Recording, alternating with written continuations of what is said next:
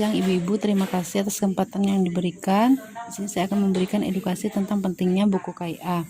Apa itu buku KIA? Buku Kesehatan Ibu dan Anak atau buku PINK, yang berisi informasi kesehatan ibu sejak masa kehamilan, saat persalinan, saat nifas, berlanjut untuk mencatat kesehatan bayi baru lahir sampai anak usia 6 tahun, dan cara memelihara dan merawat kesehatan ibu dan anak. Buku KIA tersedia di puskesmas, bidan praktek, dokter praktek, rumah sakit, dan rumah bersalin. Setiap ibu hamil akan mendapatkan satu buku KIA. Jika ibu melahirkan bayi kembar, maka ia akan mendapatkan satu buku KIA lagi. Kenapa buku KIA penting bagi ibu hamil? Buku KIA sebagai sumber informasi mengenai ibu dan anak. Yang kedua, sebagai media komunikasi antara tenaga kesehatan dengan ibu hamil. Selanjutnya, sebagai catatan kesehatan ibu hamil dan balita. Selanjutnya saya akan menjelaskan isi buku KIA dengan lembar balik. Itu antara 12 sampai 24 minggu, dan trimester 3 24 minggu sampai 36 minggu ya Bu ya. Terus yang ini adalah tanda hamil. Tanda hamil biasanya bidan itu menanya hari pertama haid terakhirnya untuk menentukan usia kehamilannya, bisa ditanya. Terus tanda pastinya itu dengan test pack dari kalau garis dua. Jadi kalau merasa kayak merasa haid tapi dari test pack kayak perasaan pengalaman anak pertama ini itu belum tanda pastinya. Jadi tanda pastinya dari hari pertama haid terakhir test pack ya, tanda pastinya. Selanjutnya yaitu keluhan selama hamil. Di sini ada keluhan selama hamil muda yaitu mual, muntah-muntah, dan pusing terutama pagi hari. Nah, keluhan yang kedua biasanya nyeri pinggang, kaki bengkak ya Bu ya. Tapi kalau misalnya mual, apa tidak mau makan, itu harus dibawa periksa. Biasanya kalau misalnya mual di makan sedikit tapi sering masih bisa, itu tidak masalah. Nah, terus ini ada keluhan nyeri pinggang, biasanya cenderung di usia kehamilan trimester 3, biasanya nyeri pinggang karena kehamilan sudah besar. Terus bengkak pada kaki, kadang itu ada kram pada usia trimester 3. Terus itu ada wasit, biasanya ambeien karena sudah kehamilan besar kan biasanya ada keputihan biasanya. Keputihan ini selama kehamilan asal tidak gatal, itu normal aja. Tapi kalau sudah gatal, warnanya berubah kayak kuning, itu harus diperiksa juga Bu ya. Sudah tidak normal. Selanjutnya ya ini perubahan fisik pada ibu hamil. Yang pertama, penambahan berat badan. Biasanya penambahan berat badan satu bulannya itu setengah kilo sih biasanya pada trimester 1. Normalnya secara keseluruhan itu 9 kilo sampai 12 kilo. Tapi kalau normalnya setengah kilo sampai 1 kilo, tapi kalau bulannya ini maksimal ya. Terus itu peningkatan berat badan, perubahan pada kulit, biasanya daerah pipi itu agak gelap sama daerah perut biasanya lebih gelap. Kadang ada garis putih-putih, itu perubahan fisiknya Bu ya. Ini kadang payudara juga terasa agak lebih besar, perut lebih gelap, dan pipi juga biasanya. Ini selanjutnya adalah perubahan emosional ibu hamil. Kadang ibu hamil bisa sedih, gampang marah, gampang takut, cemas, khawatir, terbawa hormonal ya Bu ya. Kadang mungkin udah tersinggung, udah marah, sensitif kalau ibu hamil ya Bu ya. Selanjutnya ya ini adalah pemeriksaan kehamilan.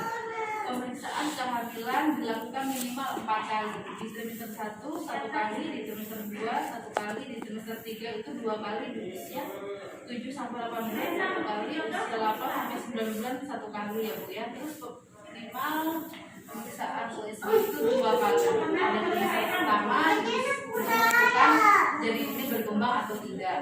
Terus untuk yang trimester 3 menentukan posisi kepala sudah masuk apa belum. Dari persiapan persalinan ya Bu ya. Misalkan nanti USG minimal ya di terakhir itu tentukan posisinya gitu ya. Selanjutnya ini adalah pemeriksaan kesehatan pada ibu hamil. Biasanya kalau pertama kali melakukan pemeriksaan biasanya diukur tinggi badannya. Ukur tinggi badan ini untuk mengetahui biasanya kalau di bawah kurang dari 145 biasanya agak susah untuk melahirkan normal. Itu resiko penggusuran gitu. Takutnya itu ya Bu, jadi diukur untuk mengetahui tinggi badannya. Terus biasanya pengukuran berat badan untuk mengetahui setiap bulannya naik apa tidak. Kalau tidak naik nanti saya juga solusinya gimana. Terus selanjutnya pengukuran lila tadi kayak gitu tadi kan 23,5 itu sudah takut risiko, jadi biar tahu itu kalau misalnya tetap bulan depan tidak naik, ya harus ada konseling dari gizinya. Takutnya kalau rendah itu berat badan bayinya itu agak rendah misalnya. Terus yang keempat inilah pengukuran tekanan darah. Pengukuran tekanan darahnya kan normalnya 120/80, kalau di atas 140/80 biasanya takutnya hipertensi kehamilan, takutnya dijam langsing kehamilan. Selanjutnya ini pengukuran tinggi fibroskop, biasanya ini mencocokkan antara usia kehamilan sama sendiriannya. Takutnya kalau tidak sesuai ada masalah pada kehamilannya ya. Nah ini pemeriksaan laboratorium yang biasanya dilakukan pemeriksaan golongan darah itu harus tahu ya ibu hamil, terus HB kalau kadang sering pusing, lemas itu bisa. Terus itu untuk penyakit yang berat kayak HIV, sifilis, HBsAg ya biasanya bu ya. Selanjutnya pemberian tablet darah ini minimal selama 9 bulan itu 30 tablet minimal ya bu ya. Takutnya biasanya apalagi di trimester 3 itu kan mudah lelah, mudah capek, mudah pusing ya bu ya. Persiapan juga nanti untuk persalinan. Selanjutnya adalah imunisasi ya. Biasanya kalau sebelum nikah biasanya 1 kali itu tanda pertama, dan dilanjutkan 1 bulan kemudian itu tanda kedua. Untuk tanda ketiga nanti biasanya jaraknya 6 bulan. Untuk tanda ketiga selanjutnya 1 tahun, dan tanda 5 1 tahun itu buat seumur hidup. Jadi kalau misalnya ibu hamil ini dari 1 habis itu dilanjutkan lagi, nanti hamil berikutnya disuntik lagi dia bu. Kalau sudah lengkap itu buat mencegah tetap buat ibunya sama bayinya. Kenapa sih dilanjutkan kalau pernah nggak betul kan biasanya ya. Nah kalau misalnya ada tindakan khusus bisa dilakukan konsul dan terlalu kasus ya. Kalau misalnya terjadi kegawatan pada pemeriksaan kehamilan biasanya bisa dilakukan konseling ya. Selanjutnya ya ini menjaga ibu hamil sehat dan janin sehat cerdas. Biasanya makan makanan beragam ya bu ya, istirahat cukup. Ini biasanya kalau pagi minimal 1-2 jam, kalau malam 6-7 jam ya bu. Terus tuh stimulasi raba pada janin biasanya berusia 5 bulan sudah mulai merasa pergerakan pada bayinya. Itu biasanya minta tolong suami diajak bicara, diajak untuk rangsangan biar bayinya ya.